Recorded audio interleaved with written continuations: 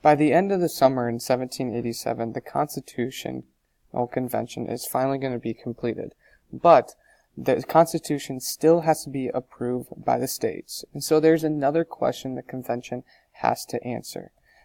This question should ratification, so acceptance, be approved by all 13 states or just a majority of 7 states?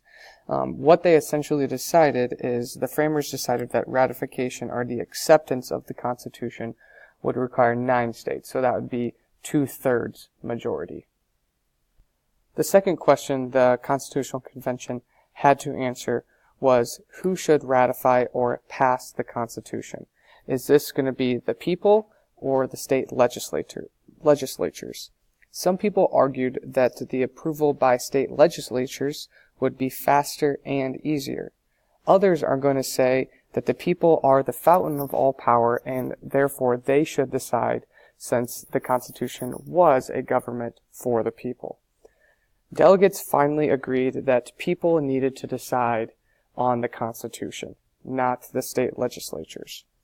The Constitution was later ratified or passed at special conventions by delegates elected by the people. So the people had a say in it. What they did is they elected delegates to then go and formally vote for the ratification of the Constitution.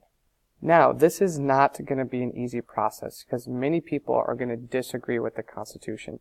It was not just snap, quick, and easy, as we will see. So before the Constitution goes to the states to be ratified or passed, the framers of the Constitution first have to sign it in order for it to go to the states. So on September 1787, delegates declared the Constitution finally complete.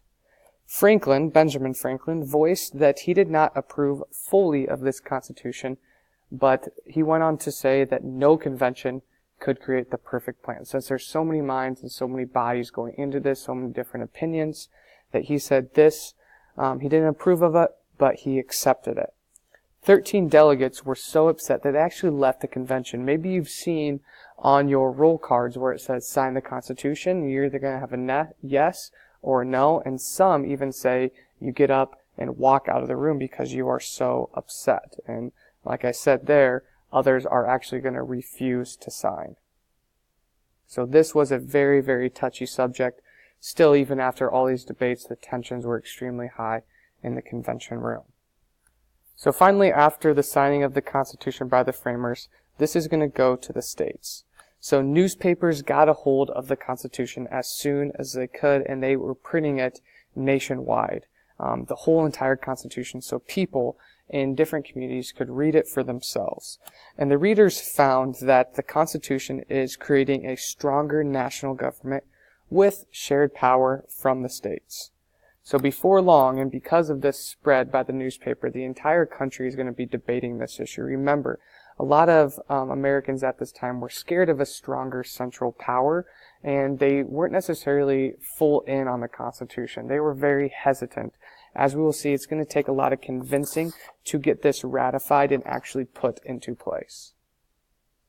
So a couple groups sprang out of this debate. The first group is called the Federalists, and these were supporters of the Constitution, the Federalists.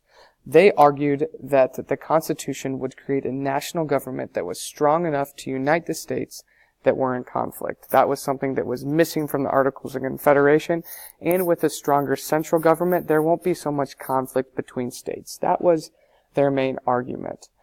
Some names you've probably heard of that led this campaign was James Madison and Alexander Hamilton.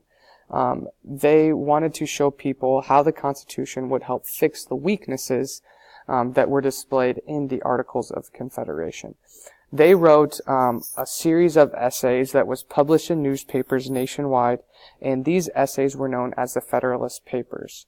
Essentially, these essays are going to try to convince people that the Constitution was the right way to go, that it should be ratified and it should be passed to make our country just a better place to live overall. What these people did is they addressed fears of the national government as well, a stronger national government, that is. And they said that people should not worry about this. It's not going to be something like they saw with the rule of England or anything like that.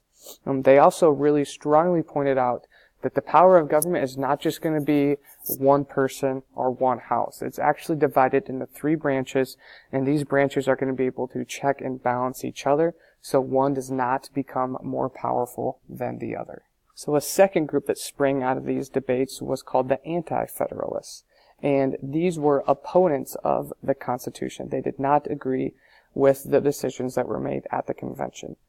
Mostly they're going to fear that Congress is going to enact citizens with many taxes. So a stronger national government, they feared, is going to mean stronger, heavier taxes.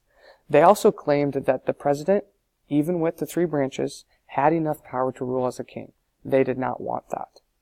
They also thought the judicial branch is going to have power over state courts. So the entire federal court system, they say, is going to take over the state court system. They didn't want that because they still wanted independence of states in order for them to make own decisions in the courts and whatnot.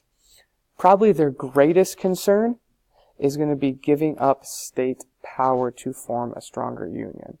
They were really hanging on to the state power, and they did not want a stronger central government. And so giving up this power and putting it into the center and having everyone come together was a fear of theirs, and they did not want that.